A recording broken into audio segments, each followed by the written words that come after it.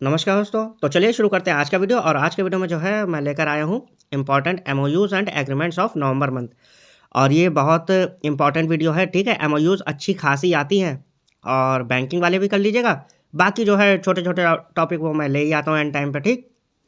ये दोनों चीज़ें ध्यान से करिएगा, एमओयूज़ और banking awareness, banking and insurance awareness.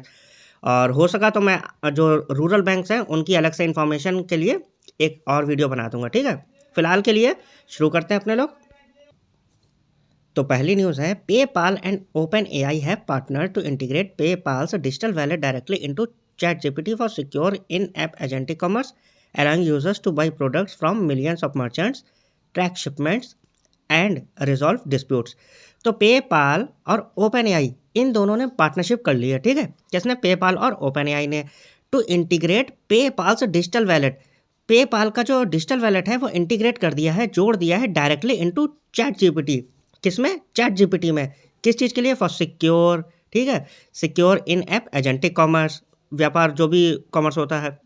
Allowing users two by products, और ये अलाउ कर रहा है यूजर्स को प्रोडक्ट बाई करने के लिए। किससे? From millions of merchants, millions of merchants से, ठीक। ट्रैक शिपमेंट्स और एंड रिजॉल्व डिस्प्यूट्स, और जो भी डिस्प्यूट्स होते हैं उन्हें रिजॉल्व करने के लिए, ठीक। तो किसने ये पार्टनरशिप करी है? पेपाल और ओपन एआई ने।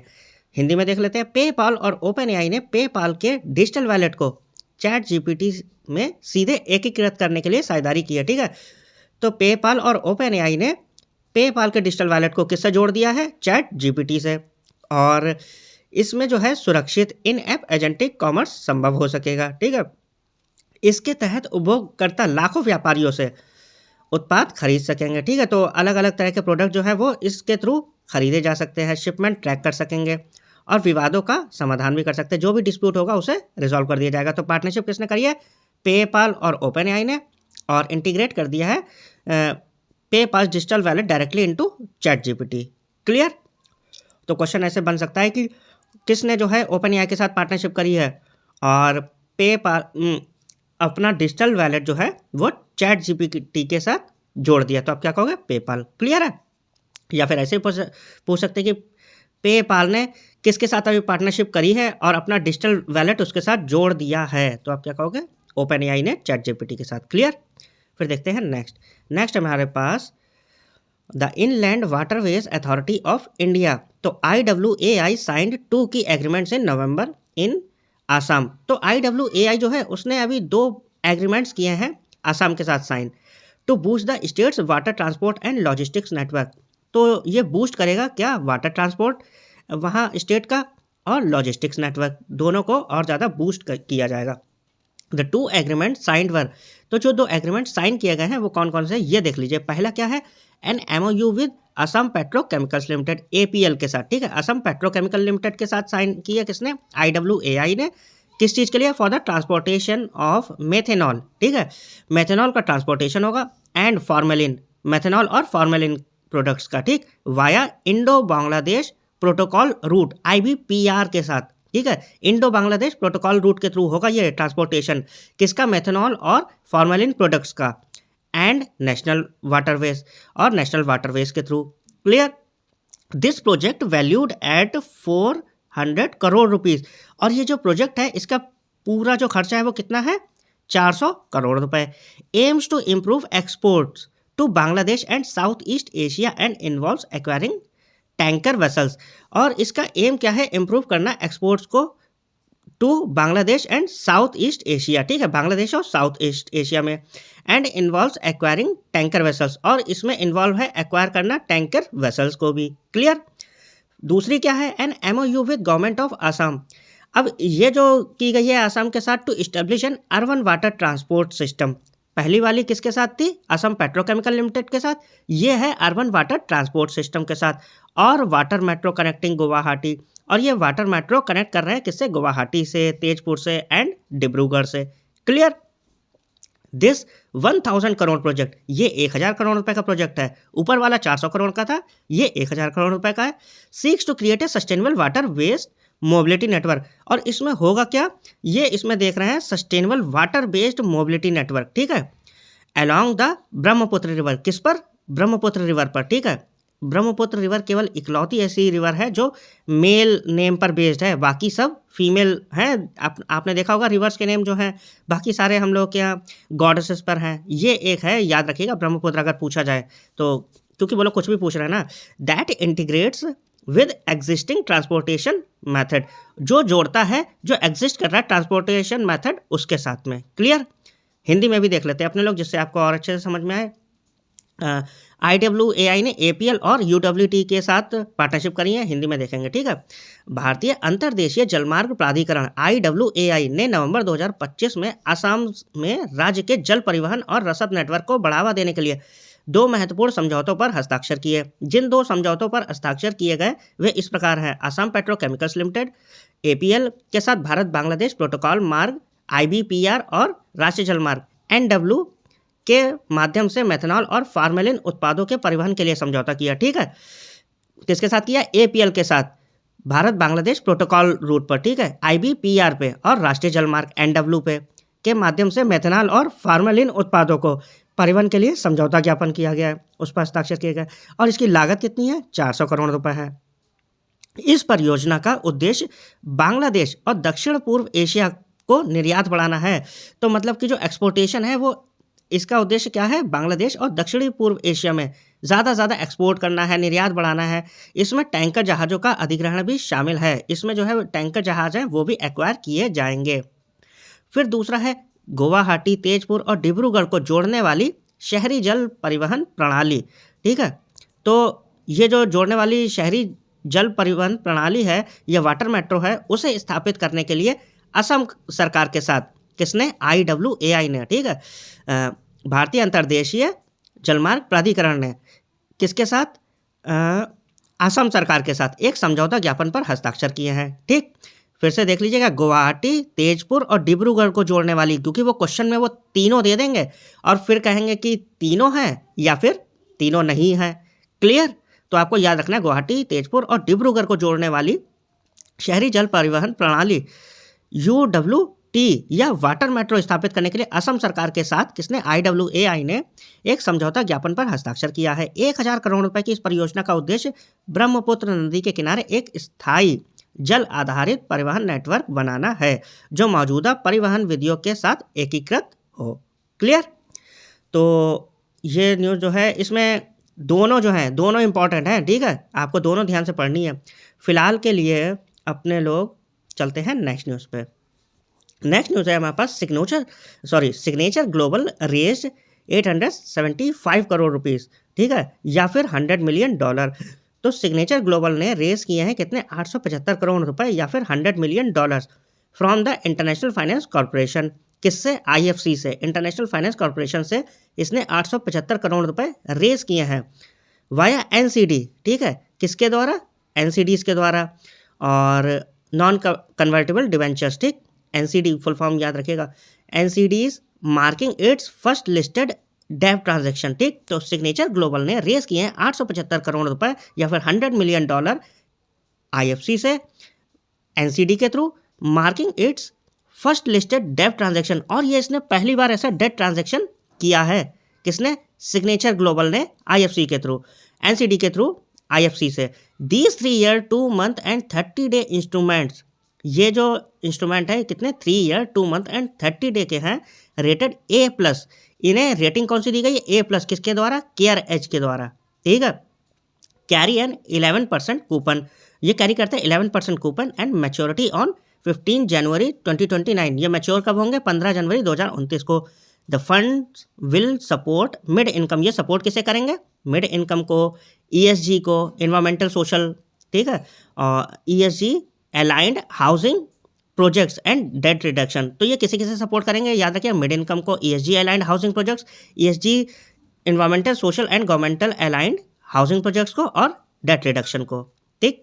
हिंदी में देखिए, सिग्नेचर ग्लोबल ने अंतर्राष्ट्रीय वित्त निगम IFC से NCD के माध्यम से 875 करोड़ रुपए या फिर $100 मिलियन जुटाए, जो इसका पहला सूचीबद्ध ऋण लेन देन है। ये पहला इसका सूचीबद्ध ऋण लेन देन है।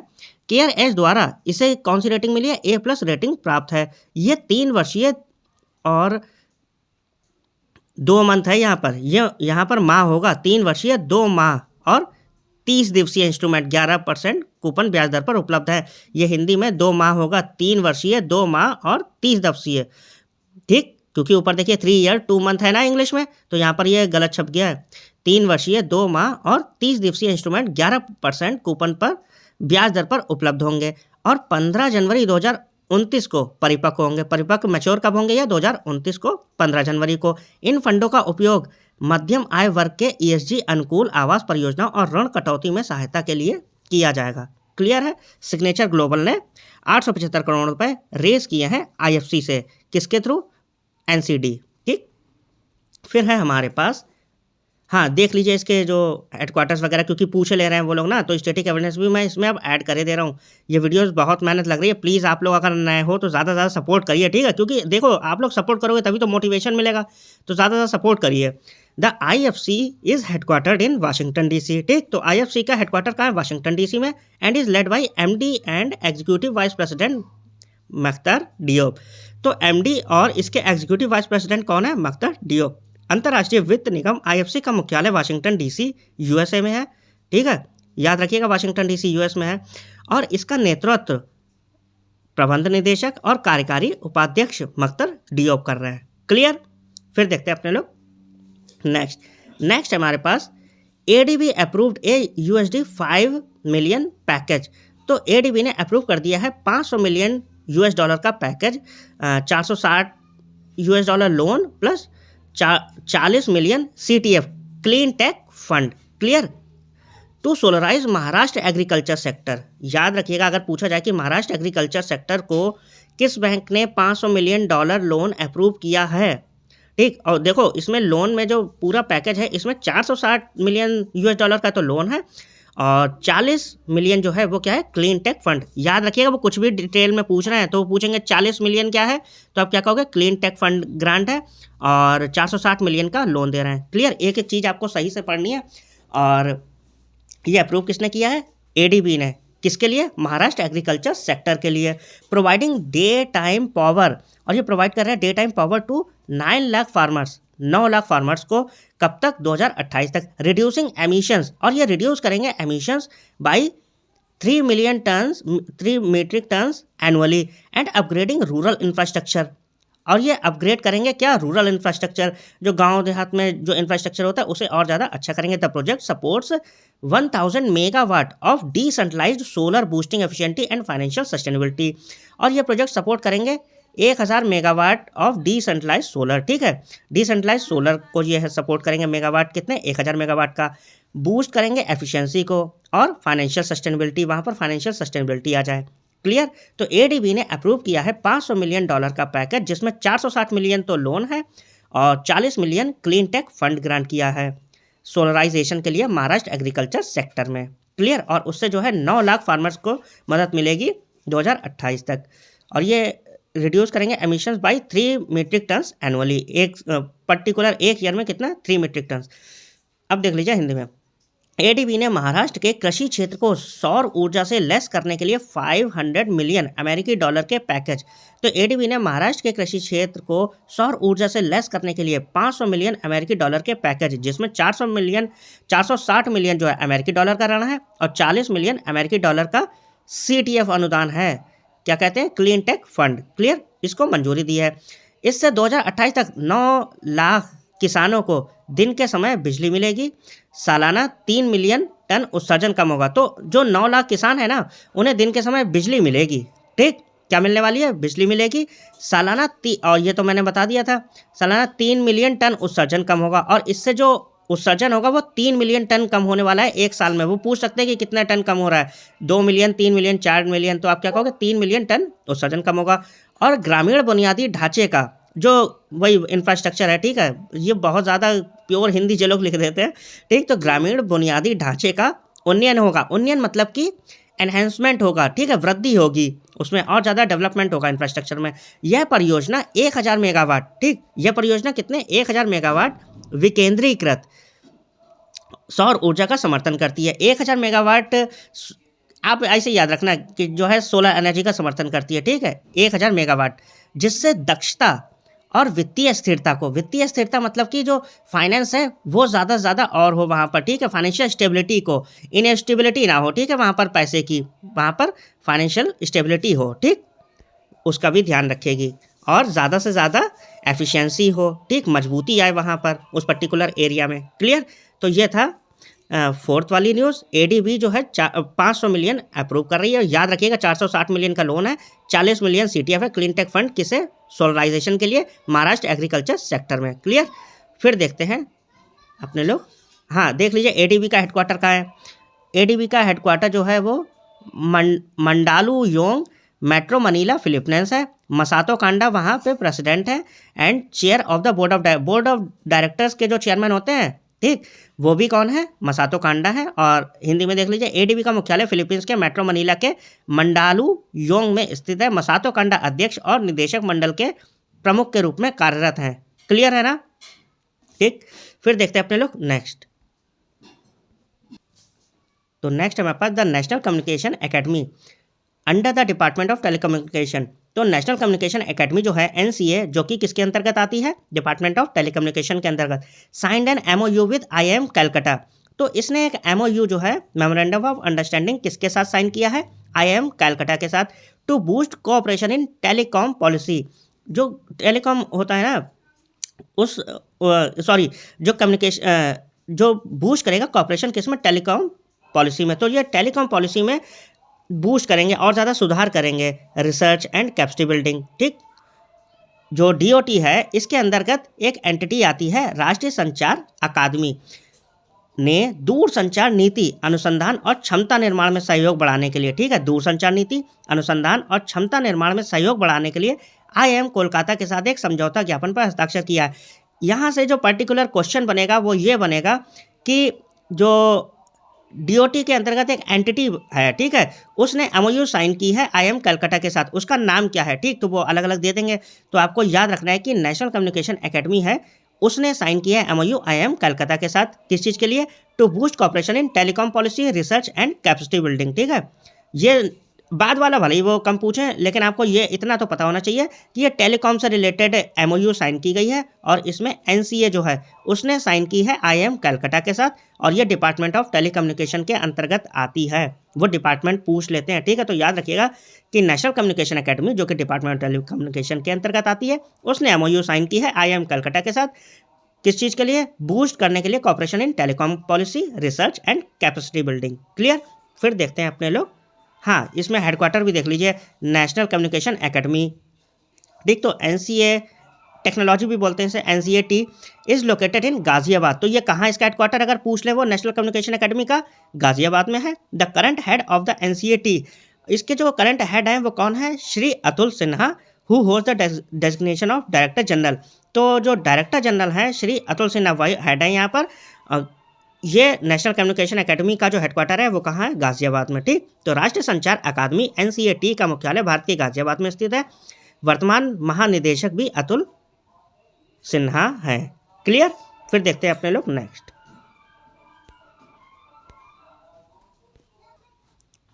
चलिए देख लेते हैं नेक्स्ट न्यूज़। और नेक्स्ट है हमारे पास SBI foundation, ICRISAT and UAS Raichur launch the three year smart crop initiative, ठीक है। तो किसने किसने, एसबीआई फाउंडेशन ने, इक्रीसेट ने और यूएएस रायचूर ने, इन तीनों ने मिल के 3-ईयर स्मार्ट क्रॉप इनिशिएटिव लॉन्च किया है, टू बूस्ट करने के लिए climate resilience and productivity for over 8,000 plus farmers, ठीक है। किसके साथ, 8,000, अच्छा पल्स फार्मर्स के साथ, ठीक है, किसके, 8,000 पल्स फार्मर्स के साथ, कहाँ, कर्नाटका एंड तेलंगाना में। ये न्यूज़ मैंने पढ़ा दी थी बैंकिंग वाले में भी, ठीक है, क्योंकि एसबीआई फाउंडेशन आ गया था इसीलिए। तो देख लीजिएगा कि एसबीआई फाउंडेशन, इक्रीसेट और यूएएस रायचूर ने कर्नाटका और तेलंगाना के 8,000 से अधिक दलहन किसानों की, ठीक है, दलहन किसानों की जलवायु परिवर्तन के प्रति सहनशीलता और उत्पादकता बढ़ाने के लिए 3 वर्षीय स्मार्ट क्रॉप पहल शुरू की है। किस किस ने, अगर पूछा जाए, ये उल्टा भी पूछ सकते हैं कि स्मार्ट क्रॉप किस किस ने लॉन्च किया है स्मार्ट क्रॉप इनिशिएटिव। तो आप क्या वहाँ पर देखोगे ऑप्शंस कई सारे होंगे, SBI फाउंडेशन, इक्री सैट और US रायचूर। तो आपको तीनों को मार्क करना है, वहाँ पर ऑल वाला होगा, ठीक है, या फिर वो कह देंगे इनमें से कोई नहीं। तो आपको याद रखना है SBI फाउंडेशन, इक्री सैट और US रायचूर, इन तीनों ने मिलकर 3 साल के लिए जो है स्मार्ट क्रॉप इनिशिएटिव लॉन्च किया है। वो ये भी पूछ सकते हैं 3 ईयर, ठीक, कितने साल, 3 साल। SBI फाउंडेशन, इक्री सैट और US रायचूर ने स्मार्ट क्रॉप इनिशिएटिव, ठीक है। फिर है हमारे पास next NPCI international payment limited, NIPL, ठीक है। तो इसने पार्टनरशिप करी है किसके साथ, रेजर पे करलेक के साथ, ठीक, रेजर पे करलेक, इसके साथ पार्टनरशिप करी है to enable UPI payments, UPI payments को इनेबल करने के लिए, कहाँ, मलेशिया में। और ये जो रेजर पे करलेक है ये मलेशिया की ही है, ठीक। तो इन दोनों ने पार्टनरशिप करी है टू इनेबल UPI पेमेंट्स को इनेबल करने के लिए, कहाँ, मलेशिया में। फॉर इंडियन ट्रेवलर्स के लिए, ठीक, facilitating instant, secure and direct merchant payments, ठीक है। क्या फैसिलिटेट करेंगे, instant, secure and direct merchant payments settled in Malaysian ringgit, ठीक। NPCI international payments limited NIPL ने रेजर पे करलेक के साथ साझेदारी की है ताकि भारतीय यात्रियों के लिए मलेशिया में UPI भुगतान सुविधा उपलब्ध हो सके। इससे मलेशिया रिंगिट में तत्काल, सुरक्षित और सीधे व्यापारी भुगतान की सुविधा मिलेगी, ठीक है। इंस्टेंट पेमेंट के लिए जो है NIPL ने रेजर पे करलेक के साथ पार्टनरशिप करी है, जिससे कि मलेशिया में वो लोग जो है सीमलेसली पेमेंट कर पाएँ। याद रखिए कि जो रेजर पे करलेक है ये मलेशिया की है। फिर देखते हैं अपने लोग नेक्स्ट, हाँ, NPCI is headquartered in Mumbai, ये तो हमें पता ही है कि मुंबई में इसका हेडक्वार्टर है। And Dilip Asbe as managing director and CEO। तो NPCI का मुख्यालय मुंबई, महाराष्ट्र में, और दिलीप आसबे जो है प्रबंध निदेशक और CEO हैं। फिर देखते हैं अपने लोग नेक्स्ट है हमारे पास LIC increase its stake in Tata consumer products. तो LIC ने जो है अपना स्टेक, जो हिस्सेदारी है टाटा कंज्यूमर प्रोडक्ट्स में और डाबर में, दोनों में बढ़ा दी है, ठीक, डाबर इंडिया और टाटा कंज्यूमर प्रोडक्ट्स में। ड्यूरिंग 2025 के दौरान रेजिंग होल्डिंग्स 8.645, ठीक है, जो होल्डिंग है वो 8.645 और 6.985 रिस्पेक्टिवली किस किस में बढ़ा दी है, टाटा कंज्यूमर प्रोडक्ट और डाबर इंडिया में। टाटा कंज्यूमर में कितनी बढ़ाई है, कर दी है 8.645% और डाबर इंडिया में कर दी है 6.985% रिस्पेक्टिवली लगा है, इसीलिए। These acquisitions totalling over 1.99 crore shares in Tata consumer, और ये टोटलिंग कितने करोड़ शेयर्स हैं, 1.99 करोड़ शेयर्स किसमें, टाटा कंज्यूमर में, एंड 3.66 करोड़ शेयर किसमें, डाबर में। सिग्नल कॉन्फिडेंस, ये कॉन्फिडेंस दर्शाते हैं, ठीक है, किसमें, FMCG सेक्टर में ये कॉन्फिडेंस दर्शाते हैं। And reflect a long term portfolio diversification, और ये जो है दिखा रहे हैं लॉन्ग टर्म के लिए पोर्टफोलियो डाइवर्सिफिकेशन स्ट्रेटजी। की डिटेल्स देख लीजिए कितने से कितना किया है, क्योंकि वो ये तो पता है हमें कितना बढ़ा दिया है, पहले कितना था वो ये भी तो पूछ सकते हैं, ठीक। तो ये देख लीजिए टाटा कंज्यूमर प्रोडक्ट्स, इसमें जो है LIC raised its stake by 2.012%। याद रखिएगा कि उसने कितने बढ़ाई है, 2.012% पॉइंट्स, इंक्रीजिंग फ्रॉम 6.633। तो 6.633% से कितनी कर दिया, 8.645% स्टेक बढ़ा दिए अपने, किसने, टाटा LIC ने टाटा कंज्यूमर प्रोडक्ट्स में। The purchases were made between July and October. तो ये जो परचेसेस हुए हैं ये जुलाई और अक्टूबर के बीच में हुए हैं। डाबर इंडिया में कितनी कर दी LIC ने, इसमें कर दी है increase its holding by 2.067 percentage points, moving from 4.918% to 6.985%। तो अब जो है 4.918% से बढ़ा के कितनी हो गई है, 6.985%। याद रखिएगा टाटा कंज्यूमर प्रोडक्ट्स में इसने कर दी है 6.633% से बढ़ा के 8.645%, और डाबर इंडिया में कर दी है 4.918% से बढ़ा के 6.985%। किसने, LIC ने, ठीक। फिर देखते हैं अपने लोग, हाँ, हिंदी में भी देख लीजिए। LIC ने 2025 के दौरान टाटा कंज्यूमर प्रोडक्ट्स और डाबर इंडिया में अपनी हिस्सेदारी बढ़ाकर क्रमशः 8.645% और 6.985% कर दी है। टाटा कंज्यूमर में 1.99 करोड़ से अधिक और डाबर में 3.66 करोड़ शेयरों के इस प्राधिकरण से FMCG क्षेत्र में कंपनी का भरोसा झलकता है, और ये दीर्घकालिक पोर्टफोलियो विविधीकरण रणनीति को दर्शाता है। मुख्य विवरण देख लीजिए। अक्टूबर 2025 में टाटा कंज्यूमर प्रोडक्ट्स में एलआईसी ने अपनी हिस्सेदारी 2.012% अंक बढ़ाकर 6.633% से 8.645% कर दी है। यह खरीद जुलाई और अक्टूबर 2025 के बीच की गई थी। ठीक, डाबर इंडिया एलआईसी ने इसमें जो है अपनी हिस्सेदारी 2.067% अंक बढ़ाकर 4.918% से 6.985% कर दी है। ठीक है, तो डाबर इंडिया में कितनी कर दी है? 4.918% से बढ़ाकर 6.985%, और जो टाटा कंज्यूमर में है वो कितनी कर दी है? 6.633% से बढ़ाकर 8.645%। याद रखिएगा पहले वाली भी। फिर है हमारे पास next, the Indian army signed a contract to procure its first indigenously developed software defined radios design by DRDO and produced by BEL. तो इंडियन आर्मी जो है उसने साइन करी है एक डील, ठीक है, क्या प्रोक्योर करने के लिए? अपने पहले इंडिजीनियसली डेवलप्ड, ठीक है, अपने ही यहाँ डेवलप्ड, ठीक है, सॉफ्टवेयर डिफाइंड रेडियोस एसडीआर, ठीक है, उसके लिए। और ये किसके द्वारा बनाए गए हैं? डीआरडीओ के द्वारा। और प्रोड्यूस किसके द्वारा किए गए हैं? बीईएल के द्वारा। प्रोड्यूस मतलब पैसा किसने? बीईएल ने दिया। और डिज़ाइन किसके द्वारा किए गए? डीआरडीओ के द्वारा। ठीक, किसने डील साइन की है? इंडियन आर्मी ने। तो भारतीय सेना ने डीआरडीओ द्वारा डिज़ाइन किए गए और बीईएल द्वारा बनाए गए, ठीक, पहले स्वदेशी सॉफ्टवेयर डिफाइंड रेडियो एसडीआर, ठीक है, पहले स्वदेशी सॉफ्टवेयर डिफाइंड रेडियो खरीदने के लिए कॉन्ट्रैक्ट साइन किया है। ठीक, तो याद रखिएगा कि इंडियन आर्मी ने साइन किया है कॉन्ट्रैक्ट खरीदने के लिए फर्स्ट इंडिजिनियसली डेवलप्ड, ठीक, ये पहली बार स्वदेशी डेवलप्ड हैं ये सॉफ्टवेयर डिफाइंड रेडियोस एसडीआर्स, जो कि डिज़ाइन किए गए डीआरडीओ के द्वारा और प्रोड्यूस किया गया बीईएल के द्वारा। क्लियर है? फिर है नेक्स्ट हमारे पास, हाँ, ये देख लीजिए, डीआरडीओ का जो हेडक्वार्टर है वो न्यू दिल्ली में है और इसके जो चेयरमैन है वो सेक्रेटरी ऑफ डिफेंस भी हैं रिसर्च एंड डेवलपमेंट के। इनका नाम क्या है? समीर वी कामत। ठीक, तो समीर वी कामत जो है वो चेयरमैन है डीआरडीओ के और डीआरडीओ का हेडक्वार्टर है वो न्यू दिल्ली में है। रिलायंस जियो एंड गूगल, ये नई वाली न्यूज़ है, ठीक है, Reliance Jio and Google have partner to provide 18 months of free access to the Google AI pro plan. तो रिलायंस जियो और गूगल ने पार्टनरशिप करी है प्रोवाइड कराने के लिए 18 मंथ की फ्री एक्सेस किसमें? गूगल एआई प्रो प्लान में, ठीक है, for eligible Jio unlimited 5G users. जो जियो के अनलिमिटेड 5G यूजर्स हैं वो एलिजिबल हो गए हैं इसमें। The plan now includes the Gemini 3 model, और ये इंक्लूड करता है जेमिनी 3 मॉडल को भी। The offer is valued at approximately 35,100 पर यूज़र। तो इसका जो टोटल वैल्यू है वो कितनी है? 35,101 यूज़र से, ठीक है। तो रिलायंस जियो और गूगल ने साझेदारी की है जिसके तहत जियो अनलिमिटेड 5G के योग्य उपयोगकर्ताओं को गूगल एआई प्रो प्लान का 18 महीने का निःशुल्क एक्सेस मिलेगा। इस प्लान में जेमिनी 3 मॉडल भी शामिल है।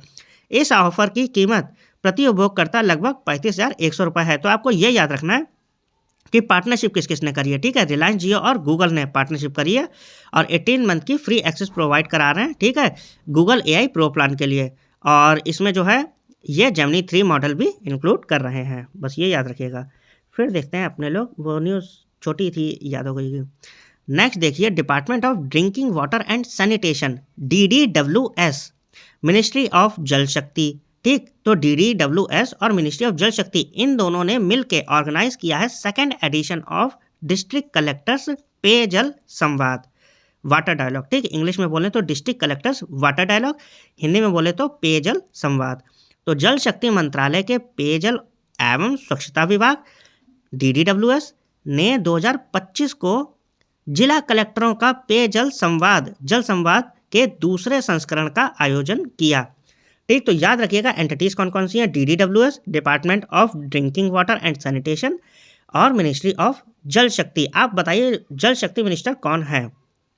फिलहाल के लिए आप ये याद रखिएगा कि DDWS और मिनिस्ट्री ऑफ जल शक्ति इन दोनों ने मिल के ऑर्गेनाइज की है सेकेंड एडिशन, किसका? डिस्ट्रिक्ट कलेक्टर्स पेयजल संवाद, हिंदी में बोले तो जिला कलेक्टरों का पेयजल संवाद, दूसरा एडिशन था ये, याद रखिएगा, ठीक है। न्यूज़ ऐसी ही बनती है जो आपको लग नहीं रही होती है कहीं से, वो लोग कुछ भी पूछ रहे हैं। फिर देखते हैं अपने लोग next news, international finance corporation, ठीक, IFC, A member of world bank group के अंतर्गत आती है, ये तो पता ही है सबको, has extended A $50 million loan. तो इसने एक्सटेंड किया है $50 मिलियन का लोन, किसे? सिटी यूनियन बैंक को for a period of 3 years, 3 साल के लिए, ठीक है, सिटी यूनियन बैंक को 50 मिलियन यूएस डॉलर का loan. The objective is to help MSMEs.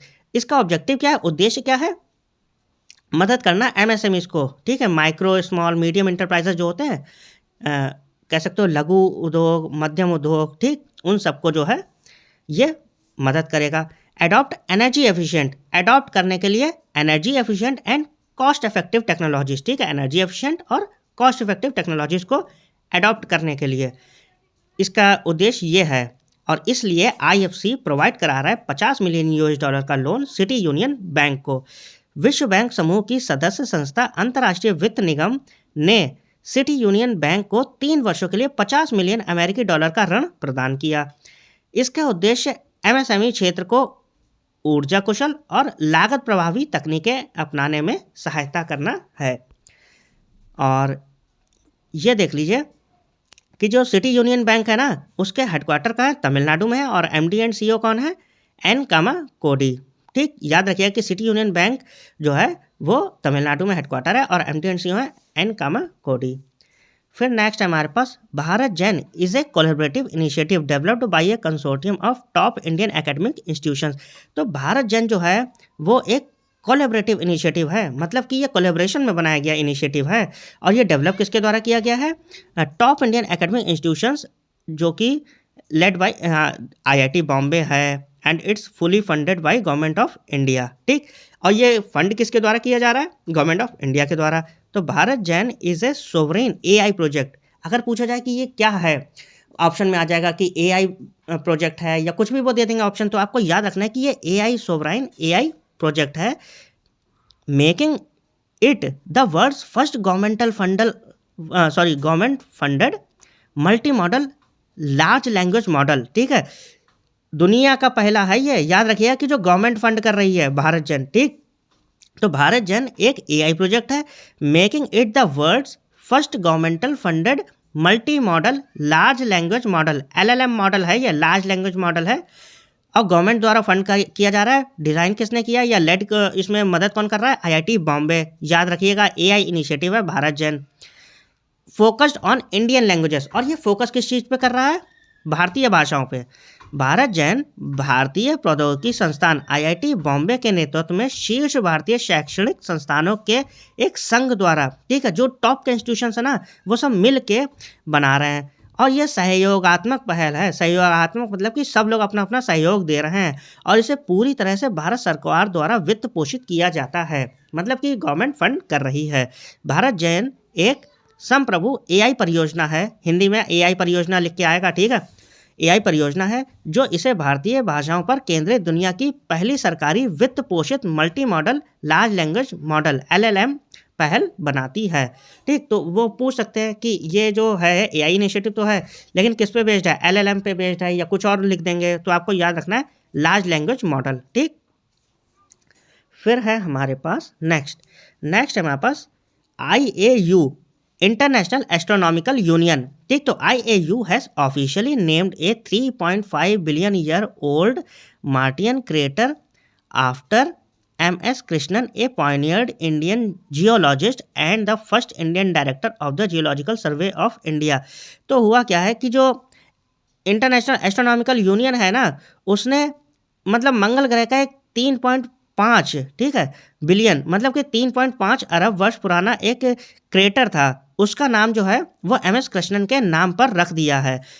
और ये जो है भारत में जो जियोलॉजिस्ट तो थे और ये कह सकते हो कि जो डायरेक्टर थे जियोलॉजिकल सर्वे ऑफ इंडिया के, इसीलिए इनके नाम पर उन्होंने क्रेटर का नाम रख दिया है जो कि 3.5 अरब वर्ष पुराना है, ठीक। किसने, IAU ने, इंटरनेशनल एस्ट्रोनॉमिकल यूनियन, इसीलिए इंपॉर्टेंट है।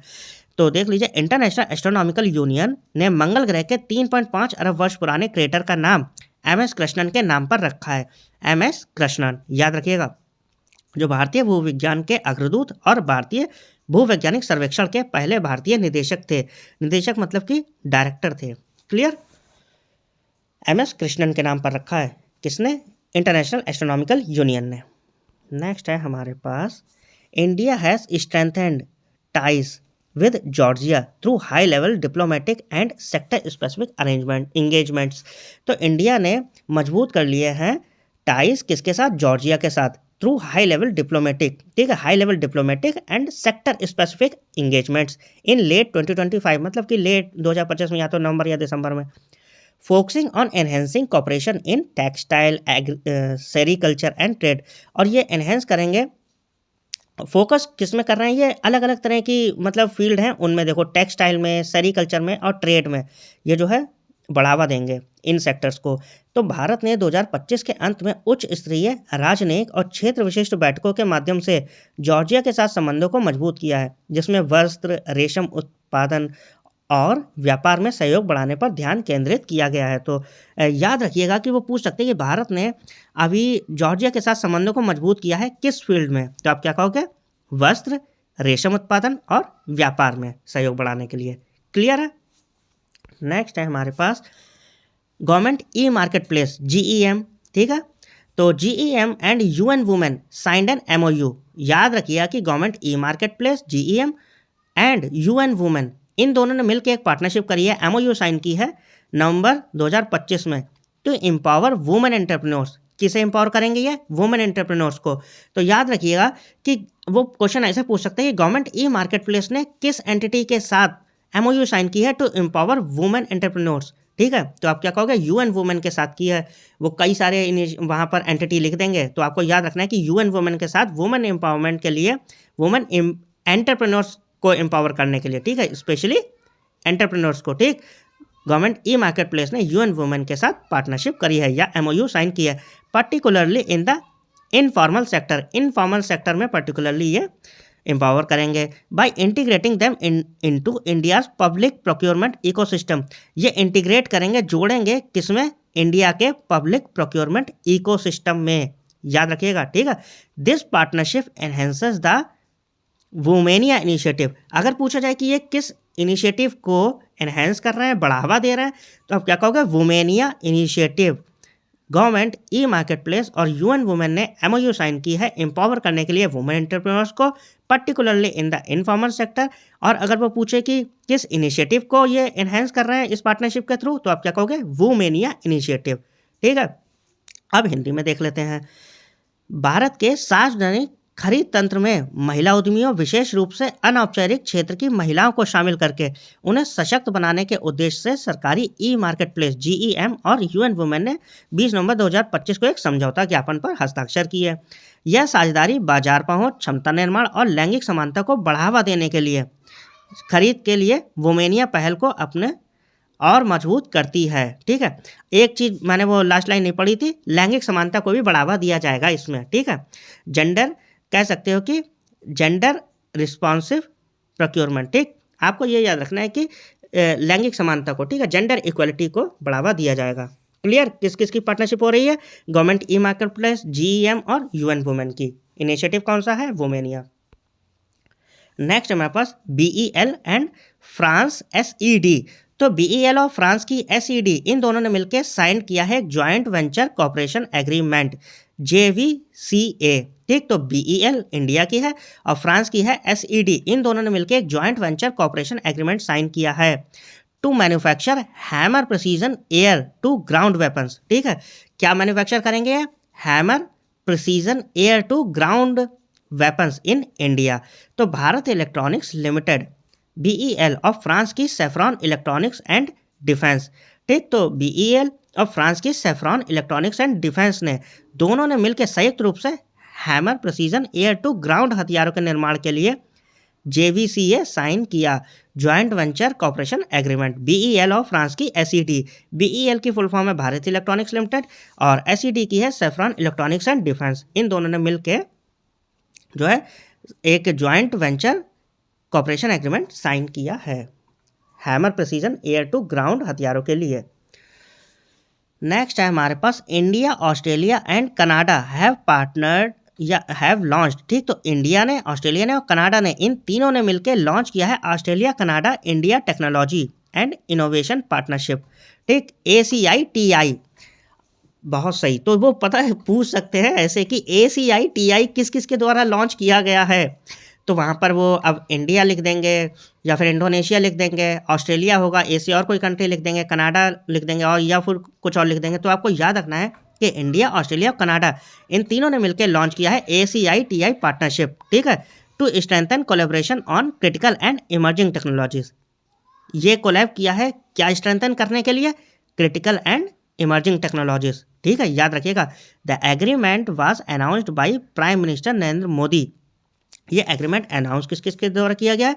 जो अपने Indian prime minister Narendra Modi India की तरफ से, एंथोनी एल्बनीज ऑस्ट्रेलिया के हैं, हम सबको पता है इन्होंने, और मार्क कार्ने, ये वो वहाँ से वो नए अभी हट गए ना, वो था एक गोरा गोरा सा, क्या नाम था उसका, मुझे नाम नहीं याद आ रहा है। अब मार्क कार्ने बन गए हैं कनाडा की तरफ से। इन तीनों ने जो है मिल के अनाउंस की है ACITI, ठीक है, Australia Canada India technology and innovation partnership, ठीक है, फुल फॉर्म ये होगी।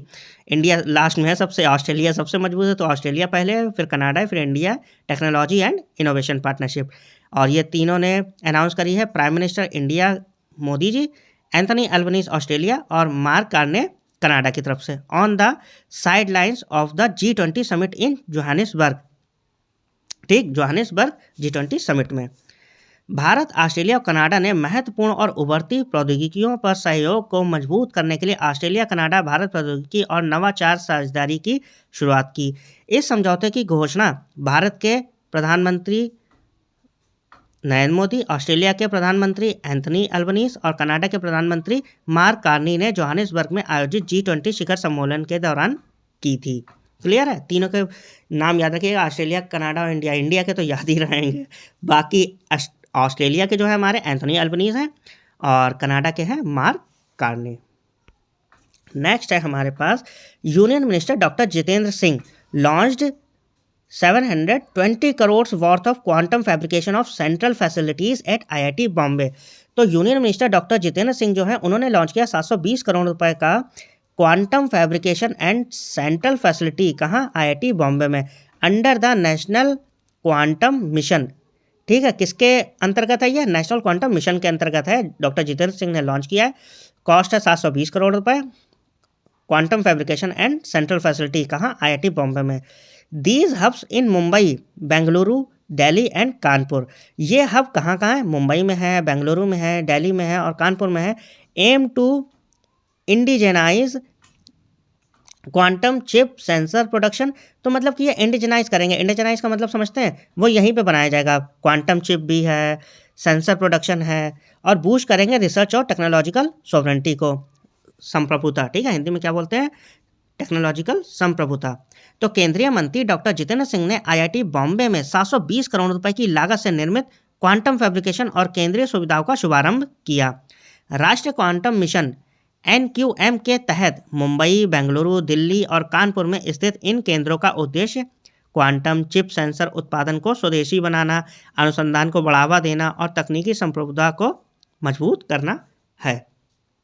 ये याद रखिएगा, डॉक्टर जितेंद्र सिंह ने लॉन्च की है।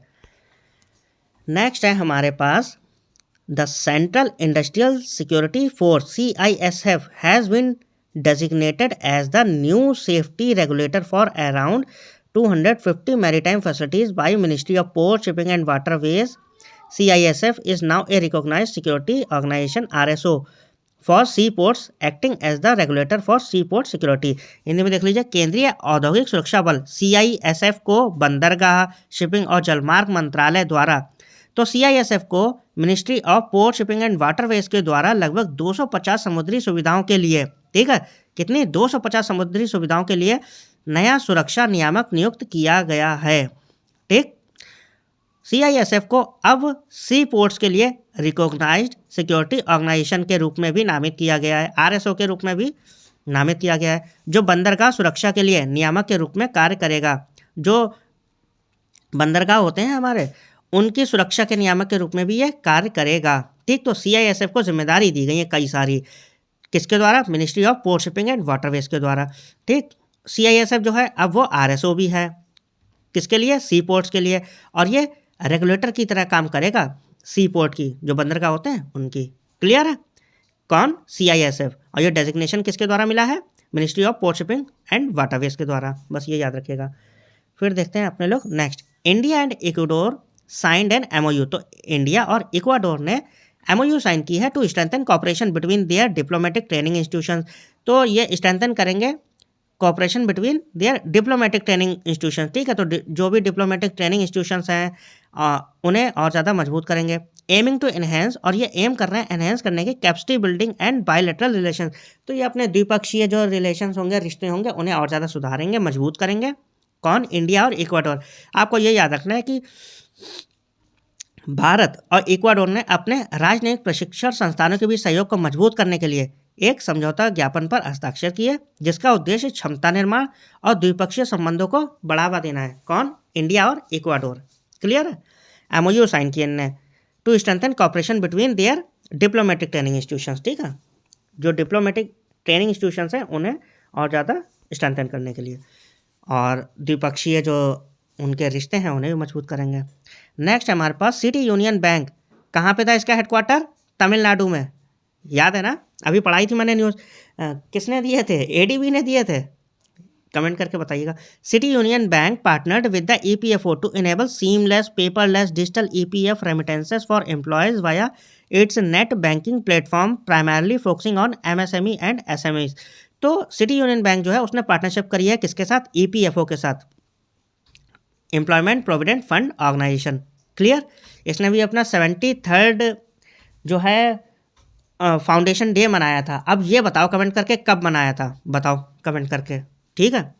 तो सिटी यूनियन बैंक और पार्टनरशिप करी है इसने ईपीएफओ के साथ to enable seamless paperless digital EPF remittance के लिए, ठीक है। किसको? एम्प्लॉयर्स को, via its net banking platform. किसके थ्रू? नेट बैंकिंग प्लेटफॉर्म के थ्रू, प्राइमरली फोकसिंग ऑन, और ये फोकस किस पे कर रहे हैं? प्राथमिक रूप से एमएसएमईज पे और एसएमई पर, ठीक है, स्मॉल मीडियम इंटरप्राइज पर और माइक्रो स्मॉल मीडियम इंटरप्राइजेस पर।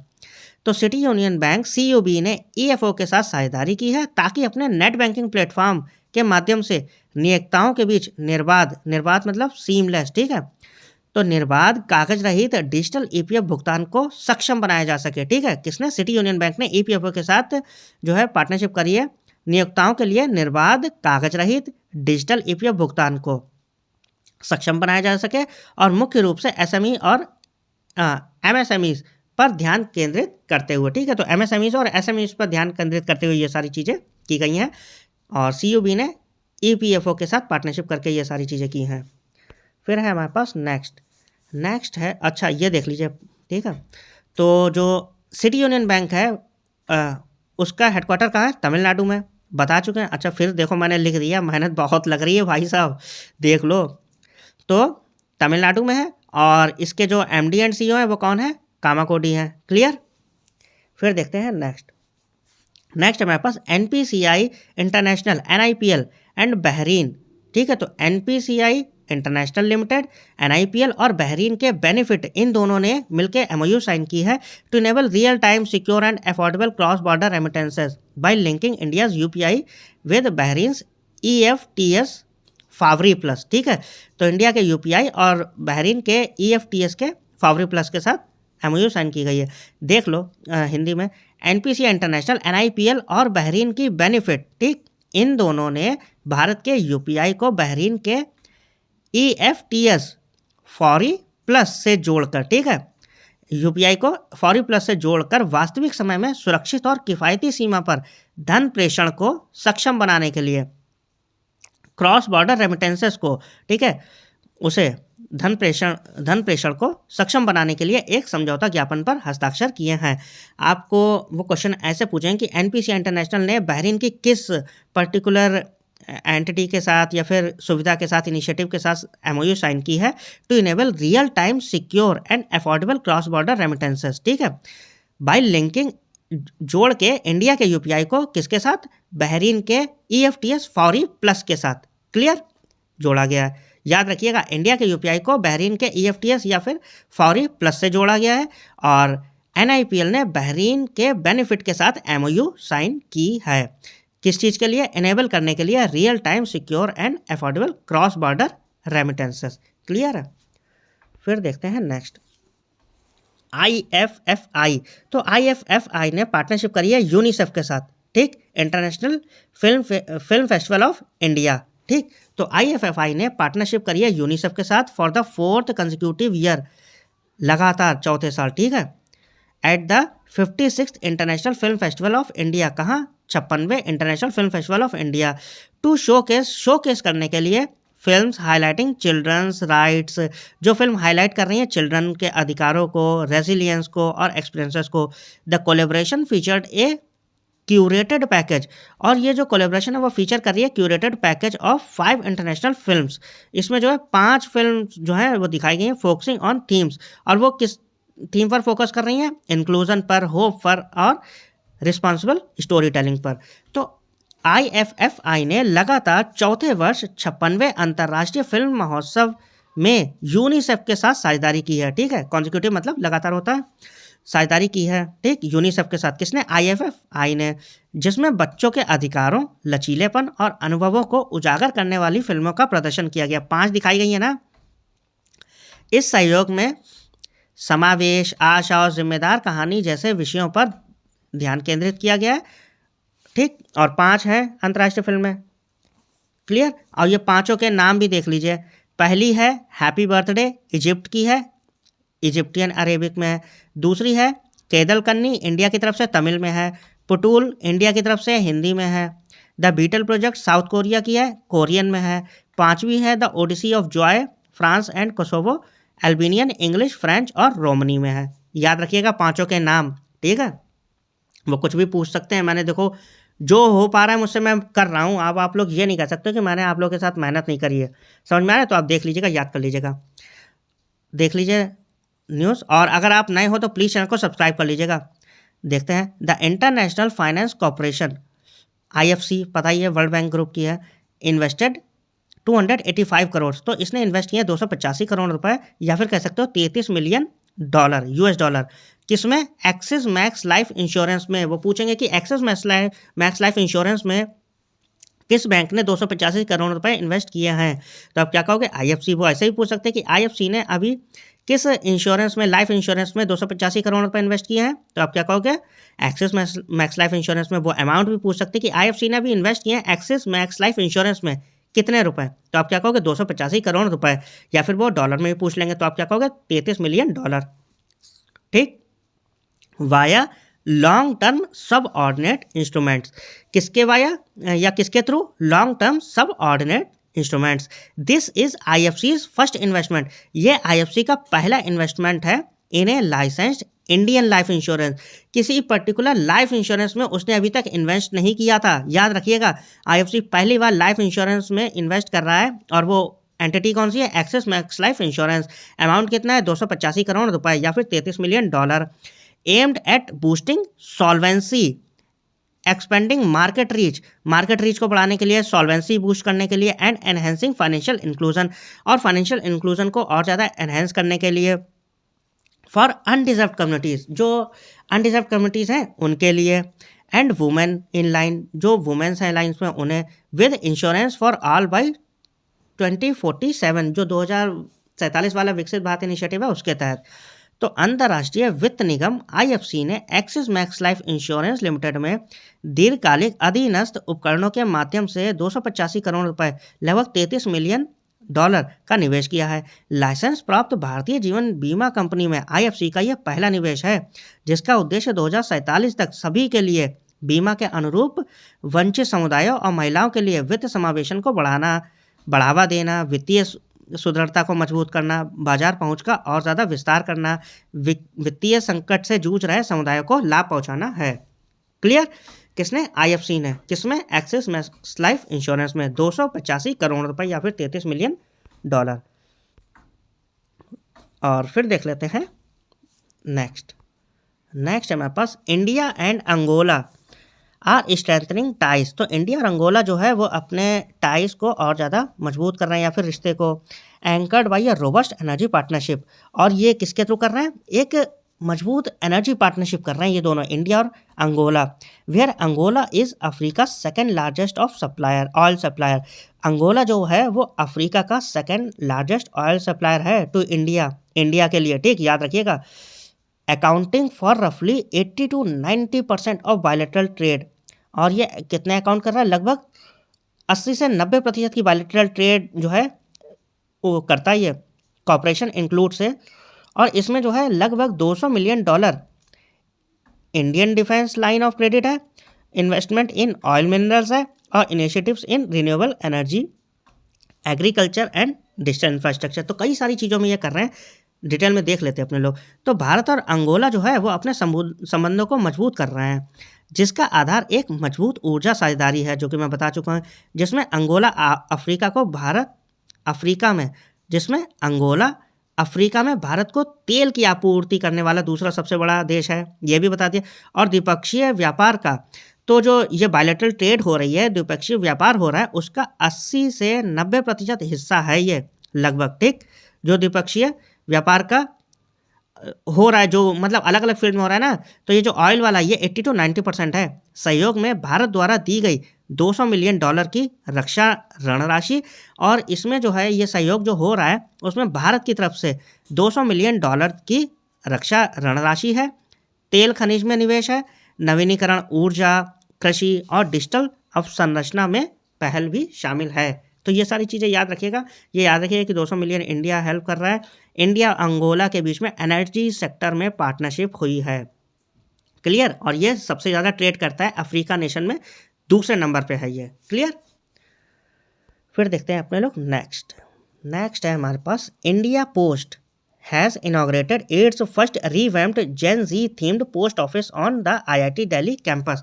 तो इंडिया पोस्ट ने इनॉग्रेट किया है पहला रीवैम्प्ड जेन जी थीम पर बेस्ड पोस्ट ऑफिस, कहाँ, IIT दिल्ली कैंपस में। क्वेश्चन बन सकता है कि इंडिया पोस्ट ने अभी इनॉग्रेट किया अपना पहला revamped gen Z theme post office कहाँ पे, भाई साहब दिमाग घूम जाएगा। वो IIT डाल देंगे या IIM डाल देंगे, तो याद रखिए कि IIT दिल्ली कैंपस में इंडिया पोस्ट ने अपना पहला revamped gen Z theme post office launch किया है या इनॉग्रेट किया है, ठीक है, याद रखिएगा। तो ये था आपका सेशन। आई होप आप लोग को मज़ा आया होगा, और जो है आप लोग अगर नए हो तो सब्सक्राइब करिएगा, ठीक है, क्योंकि अभी न्यूज़ और भी है इसमें। अभी के लिए इतनी है, सेकंड पार्ट भी आएगा, ठीक है। मिलते हैं नेक्स्ट वीडियो में, थैंक यू।